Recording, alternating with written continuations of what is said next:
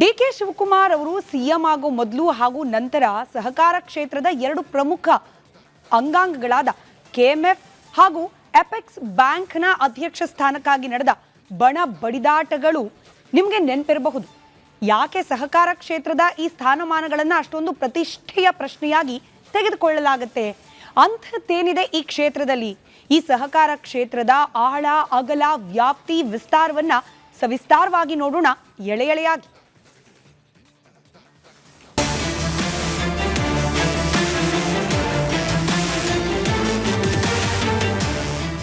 ಬಹಳ ಹಿಂದೇನೂ ಅಲ್ಲ, ಡಿಕೆ ಶಿವಕುಮಾರ್ ಮುಖ್ಯಮಂತ್ರಿಯಾಗುವ 6 ತಿಂಗಳ ಹಿಂದಿನ ಕತೆ. ಆಗಿನ್ನೂ ಸಿದ್ದರಾಮಯ್ಯನವರೇ ಮುಖ್ಯಮಂತ್ರಿ ಆಗಿದ್ರು. ಆಗ ಅಪೆಕ್ಸ್ ಬ್ಯಾಂಕಿನ ಅಧ್ಯಕ್ಷ ಸ್ಥಾನಕ್ಕಾಗಿ ಇತ್ತ ಸಚಿವ ಸ್ಥಾನದಿಂದ ವಜಾ ಆಗಿದ್ದ ರಾಜಣ್ಣ ಹಾಗೂ ಎಂಎಲ್ಸಿ ರವಿ ಪರವಾಗಿ ಡಿಕೆ ಶಿವಕುಮಾರ್ ಜಿದ್ದಿಗೆ ಬಿದ್ದಿದ್ರು. ಅದೆಷ್ಟರ ಮಟ್ಟಿಗೆ ಅಂದ್ರೆ ಕಡೆಗೂ ಅಪೆಕ್ಸ್ ಬ್ಯಾಂಕ್ ಅಧ್ಯಕ್ಷ ಸ್ಥಾನದ ಚುನಾವಣೆಯನ್ನೇ ಮುಂದೂಡಿ ಬಿಟ್ಟಿದ್ರು.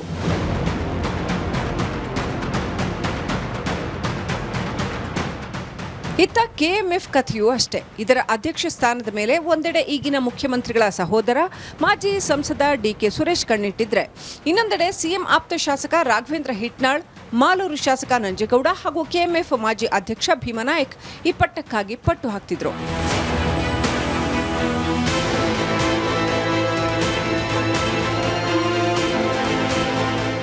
ಹಾಗೆ ನೋಡಿದ್ರೆ ಅತ್ತ ಅಪೆಕ್ಸ್ ಬ್ಯಾಂಕ್ ಹಾಗೂ ಇತ್ತ ಕೆಎಂಎಫ್ ಎರಡೂ ಸಹಕಾರ ಕ್ಷೇತ್ರದ ಪ್ರಮುಖ ಅಂಗಗಳು. ಇದರ ಅಧ್ಯಕ್ಷ ಪಟ್ಟಕ್ಕೆ ಯಾಕೆ ಇಷ್ಟೊಂದು ಪಟ್ಟು? ಕೇಂದ್ರ ಸಚಿವ ಅಮಿತ್ ಶಾ ಅವರು ಗೃಹ ಖಾತೆ, ಸಹಕಾರ ಖಾತೆಯನ್ನು ಪಡೆದಿದ್ದೇಕೆ? ದೇವೇಗೌಡರ ಕುಟುಂಬ ಆ ಕಾಲದಿಂದಲೂ ಕೆಎಂಎಫ್ ಮೇಲೆ ನಿರಂತರ ಹಿಡಿತ ಹೊಂದಿದ್ದರ ಹಿನ್ನೆಲೆ ಏನು? ಇದೆಲ್ಲ ತಿಳಿಯಬೇಕು ಅಂದ್ರೆ ಮೊದಲು ನೀವು ಸಹಕಾರ ಕ್ಷೇತ್ರ ಅಂದ್ರೆ ಏನು ಅಂತ ತಿಳಿಯಬೇಕು.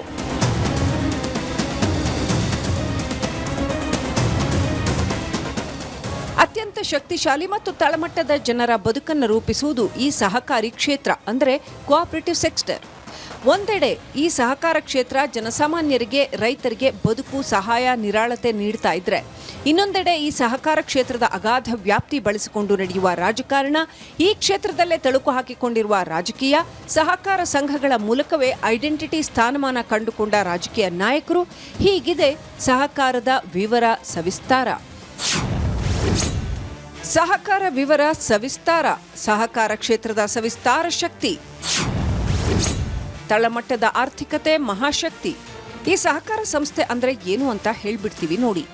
ಒಂದೇ ರೀತಿಯ ಆರ್ಥಿಕ ಅಥವಾ ಸಾಮಾಜಿಕ ಅಗತ್ಯವಿರುವ ವ್ಯಕ್ತಿಗಳು ಸ್ವಯಂ ಪ್ರೇರಿತರಾಗಿ ಒಂದಾಗಿ ಪ್ರಜಾಪ್ರಭುತ್ವದ ಮಾದರಿಯಲ್ಲಿ ನಡೆಸುವ ಸಂಸ್ಥೆಯೇ ಸಹಕಾರ ಸಂಸ್ಥೆ. ಈಗ ಇದನ್ನ ಸಾಂಸ್ಥಿಕ ರೂಪದಲ್ಲಿ ನಾವು ನೋಡ್ತಾ ಇದ್ದೇವೆ. ಆದರೂ ಸಹ ಇದು ಆರಂಭವಾಗಿದ್ದು ಚಳವಳಿಯ ರೂಪದಲ್ಲಿ. ಅದರಲ್ಲೂ ವಿಶೇಷ ಏನ್ ಗೊತ್ತಾ? ಈ ಸಹಕಾರ ಚಳವಳಿ ಭಾರತದಲ್ಲೇ ಮೊದಲು ಆರಂಭವಾಗಿದ್ದು ನಮ್ಮ ಕರ್ನಾಟಕದಲ್ಲಿ.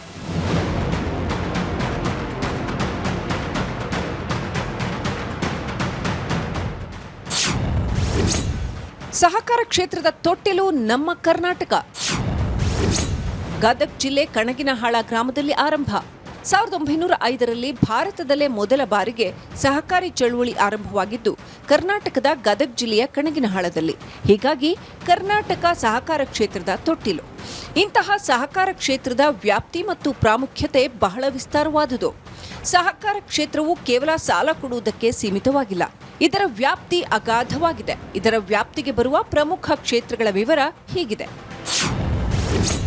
ಕೃಷಿ ಮತ್ತು ಗ್ರಾಮೀಣಾಭಿವೃದ್ಧಿ, ಹೈನುಗಾರಿಕೆ, ಬ್ಯಾಂಕಿಂಗ್ ಮತ್ತು ಕ್ರೆಡಿಟ್, ಮಾರುಕಟ್ಟೆ, ಗ್ರಾಹಕ ಸಹಕಾರ. ಸಹಕಾರ ಕ್ಷೇತ್ರದ ವ್ಯಾಪ್ತಿ ಅಂದರೆ ಅದು ಸ್ಕೈ ಇಸ್ ದ ಲಿಮಿಟ್ ಎನ್ನುವಷ್ಟು ಅಗಾಧ.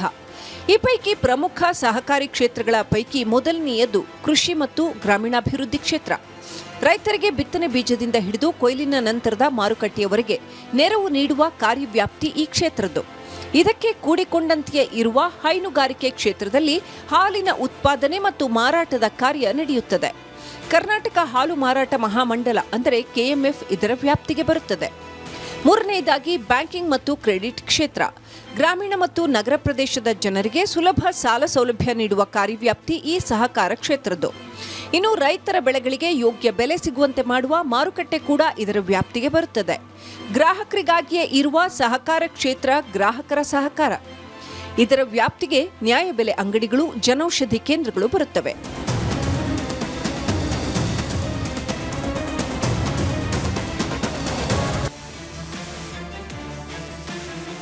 ಇನ್ನು ಈ ಸಹಕಾರ ಕ್ಷೇತ್ರದ ಪ್ರಾಮುಖ್ಯತೆ ಏನು ಅಂದ್ರೆ ಇದು ಯಾವುದೇ ಒಬ್ಬ ಬಂಡವಾಳಶಾಹಿಯ ಕೈಯಲ್ಲಿ ಇರುವುದಿಲ್ಲ. ಸಹಕಾರಿಗಳು ಒಗ್ಗೂಡಿ ಮಾಡಿದ ಚಟುವಟಿಕೆ ಕೆಲಸದಿಂದ ಬಂದ ಲಾಭವನ್ನ ಎಲ್ಲ ಸದಸ್ಯರಿಗೂ ಹಂಚಲಾಗುತ್ತದೆ. ಇದು ಮಧ್ಯವರ್ತಿಗಳ ಹಾವಳಿಯನ್ನು ತಪ್ಪಿಸಿ ಗ್ರಾಮೀಣ ಆರ್ಥಿಕತೆಯ ಬೆನ್ನೆಲುಬಾಗಿ ನಿಂತಿದೆ.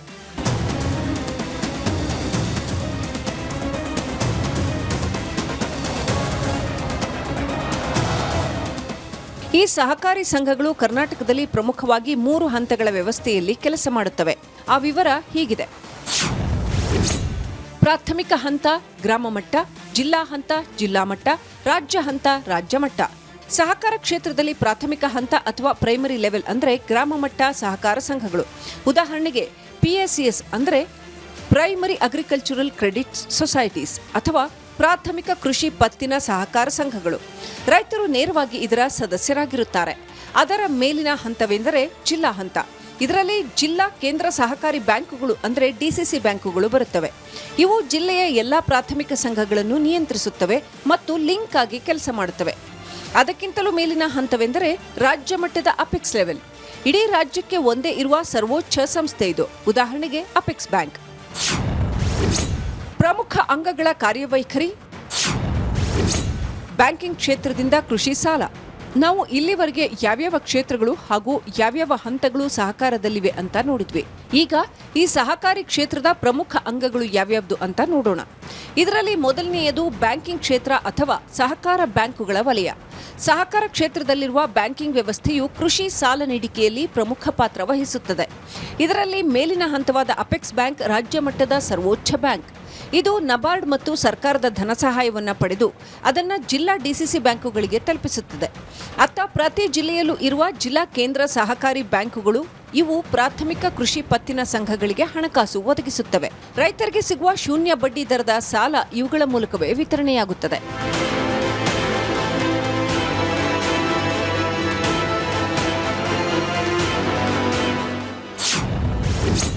ಪ್ರಮುಖ ಅಂಗಗಳ ಕಾರ್ಯವೈಖರಿ. ಕರ್ನಾಟಕ ಹಾಲು ಒಕ್ಕೂಟ. ಕರ್ನಾಟಕ ಸಹಕಾರ ಕ್ಷೇತ್ರದ ಅತಿ ದೊಡ್ಡ ಯಶೋಗಾಥೆ ಅಂದರೆ KMF. ಇದು ಕೂಡ 3 ಹಂತದಲ್ಲಿದೆ. ಗ್ರಾಮ ಮಟ್ಟದಲ್ಲಿ ಪ್ರಾಥಮಿಕ ಹಾಲಿನ ಉತ್ಪಾದಕರ ಸಹಕಾರ ಸಂಘ ಅಂದರೆ ಡೈರಿ. ನಂತರ ಜಿಲ್ಲಾ ಮಟ್ಟದಲ್ಲಿ ಹಾಲು ಒಕ್ಕೂಟಗಳು ಉದಾಹರಣೆಗೆ ಬಮುಲ್ ಮತ್ತು ರಾಜ್ಯ ಮಟ್ಟದಲ್ಲಿ ಮಹಾಮಂಡಳ ಅಂದರೆ KMF ಇದೆ. ಗ್ರಾಮೀಣ ಮಹಿಳೆಯರು ಮತ್ತು ರೈತರಿಂದ ಪ್ರತಿದಿನ ಹಾಲು ಸಂಗ್ರಹಿಸಿ ಸಂಸ್ಕರಿಸಿ ಮಾರುಕಟ್ಟೆಗೆ ತಲುಪಿಸಿ ಆ ಹಣವನ್ನು ನೇರವಾಗಿ ರೈತರ ಖಾತೆಗೆ ಹಾಕುವ ಅದ್ಭುತ ವ್ಯವಸ್ಥೆ ಇದು.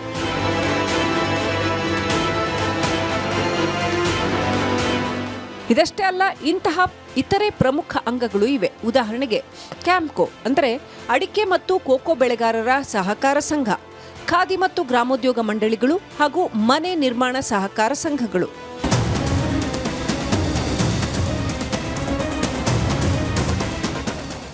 ಹೀಗೆ ತನ್ನ ರೂಪರೇಷೆ ಹೊಂದಿರುವ ಸಹಕಾರ ಕ್ಷೇತ್ರವನ್ನ ರಾಜಕೀಯದ ನರ್ಸರಿ ಅಂತ ಕರೆಯೋದ್ಯಾಕೆ? ಆ ವಿವರ ತಿಳಿಯಬೇಕು ಅಂದ್ರೆ ಮೊದಲು ಈ ಸಹಕಾರಿ ಕ್ಷೇತ್ರದಲ್ಲಿ ಪ್ರತ್ಯಕ್ಷವಾಗಿ ಪರೋಕ್ಷವಾಗಿ ಇರುವ ಸದಸ್ಯರ ಸಂಖ್ಯೆ ತಿಳಿಯಬೇಕು. ಆ ಹಾದಿಯೇ ಇದರ ರಾಜಕೀಯ ಮಹತ್ವ ತಿಳಿಸುವ ಕಡೆಗೆ ಕರೆದೊಯ್ಯುತ್ತದೆ. ಆಗ ನಿಮಗೆ ಈ ಕ್ಷೇತ್ರ ಅಮಿತ್ ಶಾ ಅವರಿಗೂ ಯಾಕೆ ಬೇಕು, ಮಾಜಿ ಪ್ರಧಾನಿ ದೇವೇಗೌಡರ ಕುಟುಂಬದವರಿಗೂ ಹಿಡಿತ ಸಾಧಿಸಲು ಯತ್ನಿಸೋದ್ಯಾಕೆ, ಇತ್ತ DK ಸಹೋದರರಿಗೂ ಯಾಕೆ ಬೇಕು, ಅಂಥದ್ದೇನಿದೆ ಈ ಸಹಕಾರಿ ಕ್ಷೇತ್ರದಲ್ಲಿ ಅನ್ನೋ ಸಹಕಾರ ರಾಜಕಾರಣದ ಆ ಎಳೆಯ ವಿವರ ನೋಡೋಣ ಇದರ ಮುಂದಿನ ಎಳೆಯಲ್ಲಿ.